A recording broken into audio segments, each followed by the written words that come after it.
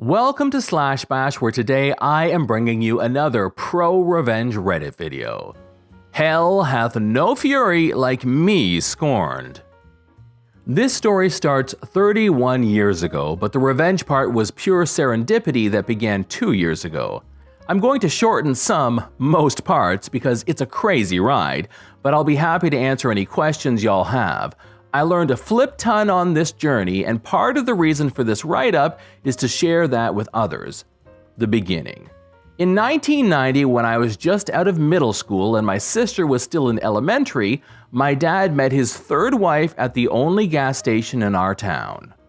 They soon moved in together, and my dad abandoned us in our basement apartment to live on a shanty houseboat that didn't run to live with her.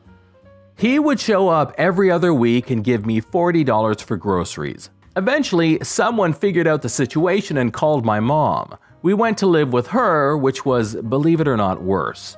My dad and his shanty wife got married in 1991. Not long after, she called me and told me my dad's brain tumor had returned. It hadn't, and that he couldn't handle the stress of being around us. That the only people he could bear to be around was her and her son, Shorty, who was my age. When I called my dad to ask if this was true, he said it wasn't, and he just couldn't believe that she would say that to begin with. That was one of our last conversations until 2 years ago. The middle. There's not much in this part. I worked my way through college, living in my car from time to time. My dad and I were no contact, but I heard from family that he'd bought a house and put his son through some vocational classes. When my grandmother died, Shorty and shanty wife showed up in a truck and took all the furniture and anything else that wasn't tied down or already gone. Eventually, I went no contact with my dad's side of the family. I struggled for years, decades really, but I made it. And I have a great job and a good family now. The best revenge is living well, right? The pre-end warm-up. 2 years ago, in October 2019, I got a call from my dad's brother, Alan. He told me my dad was in a nursing home in another state. Great. And I needed to go see him because he needed my help. What the flip? Shorty had ghosted him. The nursing home, coincidentally, was about 20 minutes from my house, and I saw an opportunity and I went. The reunion was underwhelming. I didn't want to make amends, but I did want to hear how he wound up dumped and all alone in another state, and it was a really good story. Shanty wife got lung cancer and put my dad in a nursing home before she died in 2017. She suffered, and I was happy to hear it, but sad it wasn't butt cancer. Shorty became his power of attorney when she died, and had been visiting my dad, living in my dad's house with his 2 children, and taking care of my dad's affairs since his mom died. Now, Shorty was missing in action, and my dad was worried about him. He asked me to drive the hour and a half to his house to check on everything. That's all he wanted. He never even asked me how I had been. I agreed to go. I think out of morbid curiosity. I'd never even been to my dad's house. I did want to see where he lived with his real family for 30 years. I wanted to see what could have been my life. It was 50 shades of awful. The grass hadn't been cut all summer. You couldn't get to the front door for the overgrowth. There were 3 pickup trucks in the yard, 2 were full of trash. Cabs and beds and back seats, just trash. Mail, clothes, paper, shoes, garbage bags. I couldn't understand it. My dad's handicapped modified SUV was on 4 flats and full of garbage too. I didn't have a key, so I just walked around. From what windows I could look through, the inside was in shambles and hoarded to hell. On the front and carport doors were dozens of notices from the city that they were going to condemn the place. The carport was also hoarded, boxes and boxes stacked on each other, most rotting from the rain. The yard was full of garbage, broken Christmas ornaments, more shoes, rusted tools, old toys. There was a letter in the mailbox notifying him that since the house was abandoned, mail would not be delivered anymore. That night, I Googled powers of attorney and how to use them. I went back the next day and showed my bedbound dad the pictures on my phone. He vowed to beat Shorty's butt, then asked me to help more. I told him I would, but he'd have to sign power of attorney over to me. All of it. Durable, which is financial, and medical. If he didn't, he could figure this crap out himself. He agreed, so I set about finding a lawyer who would drive to another state and do the paperwork in the nursing home. Bless that lawyer for being so good at his job, because all I did was tell him what I knew and he put together a beautifully bulletproof power of attorney. It was full of stuff I didn't even know I would need. He also filed the paperwork to revoke Shorty's power of attorney, and now I'm unstoppable.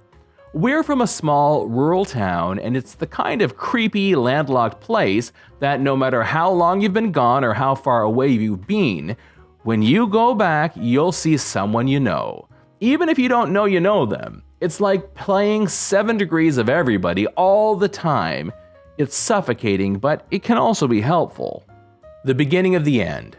I got to work the next morning. I didn't know how scorched the earth would be when I finished, and I didn't want Shorty or anyone from his prolific inbred family trying to find me, so I made sure nothing I did had my name on it. I opened a Google account for my dad and got a Google number. I opened a P.O. box for him in his town. I put in a mail forwarding notice. I pulled his credit report. I took the power of attorney to my dad's small town bank, changed the address on his accounts, and got new account numbers.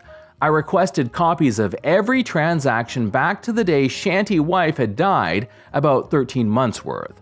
I had to go to the main branch 2 hours from my house the next day to pick the records up. I sat in the lobby all afternoon going through the account. I cornered a service rep and got a crash course in his debits and deposits. This is when I figured out the extent of Shorty's staggering stupidity. My dad got about $5,000 a month in disability and Social Security every month. Twice a week, Shorty was going into a branch and withdrawing cash, all of the cash, for 13 months. And every time he did it as the power of attorney, he had to sign a form stating that he was acting on behalf of my dad, and that form was notarized by the bank. I went through every withdrawal and got the bank to confirm that every one of them was made by Shorty. Then I went to the house and called a locksmith. I knew it was bad, but I had no idea what was waiting for me there. He got the door open and the stench rolled out like a fog bank. We both gagged. 2 locks later, I was so embarrassed by what he had to see and smell, I gave him a $60 tip. And with shiny new keys in hand, I called the cops. I told them I was power of attorney for my dad, was checking on his house, and there were 3 vehicles there that didn't belong to him. The police asked me if I knew who they belonged to. I said no, and I wanted them towed. He told me to call a tow company and he would meet them there. The tow company showed up with 2 wreckers. The tow truck guy got out and asked me for a signature. I only signed my first name. As I was signing, he asked, "Do you know Shorty?" Running on pure hatred at this point, I surprised myself. "Do you?" I asked. The driver said he did and that he's an a-hole. I responded, "He might be. Hey, can you do me a favor? If you see him, will you tell him I'm coming for him?" The tow truck driver's bravado evaporated. He knows a crazy bitch when he sees one. Then they towed the trucks. When everyone was gone, I opened the door in the carport to peek in. The sun was going down and it was dark in the house. I heard something faint and after some seconds realized it was the roaches and the rats doing their roach and rat stuff. I could smell it all in my hair. I sat on the carport steps and watched the sun go down. I was mad, just so flipping cosmically livid that 72 hours was all it took to dissolve 3 decades, and here I was, stinking and listening to the rats and cleaning everyone else's crap up, taking time away from my family, and for what? I had a coming to Jesus with myself. I could either bow out now or double down. And the thing is, I'm tenacious. To a goddamn fault. I had to be to survive, and this was a bone I couldn't put down. The thought of Shorty's life being upended, his only source of income probably disappearing literally overnight, and my dad having to hear secondhand from me that he's broke and alone made me absolutely giddy. I desperately wanted them both to lose what they had left. So I decided I was going to triple dog down. That night, I Googled restraining orders. And it was surprisingly easy to get one. I went to the courthouse in my hometown, went to the clerk's office, and told her I needed a restraining order. I filled the form in at a rickety little table while I was there. I wasn't prepared to see a judge that day, but she took the form and said, "Okay, I'll see if the judge is still here." That kind of scared me. She took me to his chambers, and as I was waiting, I looked around and saw he had certificates of appreciation hanging up from various veterans groups. Then I wiped my palms and thought, fish in a flipping barrel. He asked me about my dad's stint in the Marines and about the DoD office logo on my sweater. I'm a contractor. He read my form and granted the temporary order. I would have to go back for the permanent one where Shorty would be able to argue against it. Then I went home and Googled biohazard companies and elder abuse statutes in my state. I hired a biohazard company to shovel all the crap out of the house for $7,000. I would have paid double. They found my dad's mummified dog under some pizza boxes in the master bedroom. They sent me pictures and salvaged some papers. Shorty was served during this time and a hearing was set. I got to work collecting and documenting stuff.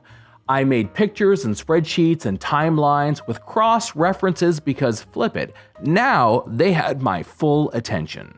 The paid versions of Truthfinder and Trello seriously got me through all this. In my spare time, I went to the nursing home and gave my dad 8x10 copies of the pictures of his dead dog from every angle. Before court, I went to the police station nearby and told them I wanted to report an elder abuse crime. A white-collar detective came out and told me it was a domestic matter and that since Shorty had been power of attorney, everything he had done was legal.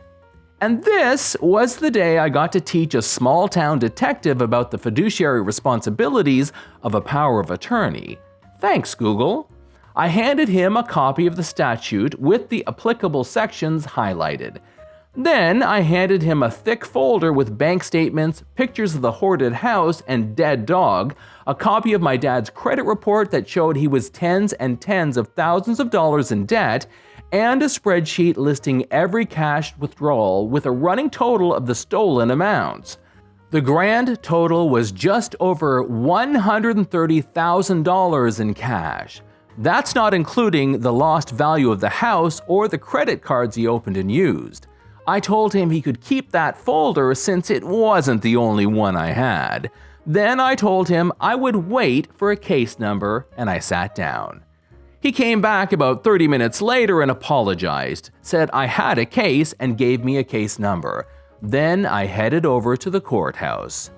This is the end. There were other people there at the courthouse and I had to wait my turn. And while I was waiting, that stupid mother flipper schlepped his sloppy butt into the courtroom by himself and obviously, literally, not metaphorically, dirty. His shoes were untied and that turned my giggle box over. Then it was our turn and we stood up. The same judge asked me some questions, asked him some questions, and asked me if I had any proof. I had a very thick folder of it. The judge asked me if I had gone to the police. Well, yes, sir, I have. Do you have a case number? As a matter of fact.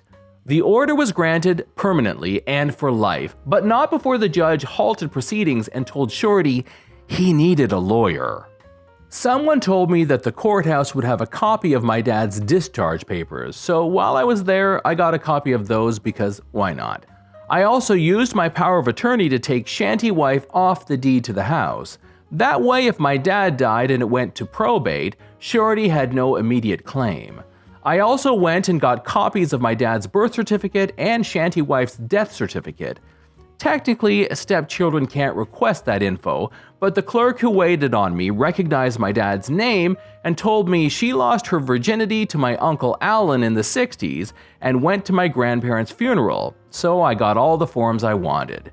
Shanty wife left my dad $50,000 in life insurance. About $35,000 of that was left since Shorty was spending my dad's money and not his mom's. So I opened an Ally account and transferred every penny over. Then I set up recurring transfers for the monthly deposits. At any given time, there was no more than $100 in his account. I also found a house flipper that paid me enough for the house to pay off his mortgage. That's the thing about probate. There's nothing to fight over if there's nothing there. And I made sure there was flipping nothing there. My dad died thinking he still owned a house. Speaking of which, this is about the time I found my dad's life insurance policies. They were up to date and Shanty wife was the beneficiary. My power of attorney didn't allow me to change beneficiaries, but it allowed me to assign them. And since Shanty wife was dead, there was technically no beneficiary. This is where the death certificates came in handy. I assigned my sister and me as beneficiaries. Irrevocable too, which means that the only way to change that is for my dad and me and my sister to agree to it. I kept my dad in the dark about all this. The only thing he ever really knew about was the restraining order and his dead dog. I found out that he had purchased the gravesite next to Shanty wife and wanted to be buried next to her. That was just never going to flipping happen. I googled national cemeteries and found out my dad qualified to be in one since he was a disabled Vietnam-era veteran, so I arranged for that instead. All the cherries on top. My dad died in June this year and I was there. He's buried in a national cemetery far away where no one will ever go visit him. The only obituary I ran was on the funeral home's website, and that's only for insurance purposes. I wrote it as vague as possible. There was no service, his urn is purple, the color he hated most. I got a call in August from the prosecutor's office in my hometown. The lady on the other end is married to my first cousin because of course she is. That's how it flipping works there. Shorty was arrested just after midnight on July 1st, was still in jail, and had been arraigned on felony elder abuse charges. He's facing 10 years in prison. The lady from the prosecutor's office told me not to expect the trial anytime soon, as it can take up to 3 years for that to happen. I told her that was awesome, since the uncertainty will hopefully haunt him. And after all that, he's still got prison to look forward to. Shorty lost his kids, he lost his dad, I'm spending his mom's cancer money, he lost his free house and trucks. He has no credit and will never be able to get any sort of decent job, and will hopefully for a long time not be able to find a decent place to live. And I sleep like a flipping baby. This is John from /bash. Thanks for watching. If you liked the video, this is the time to subscribe. I'd love for you to drop a like, share it with your friends, and I'll see you in the next one.